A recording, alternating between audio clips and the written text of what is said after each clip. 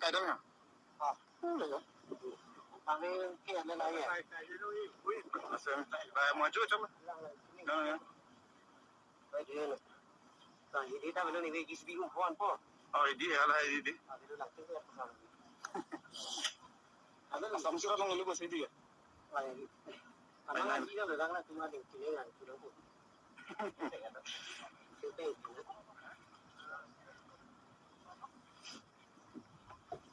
Puspa.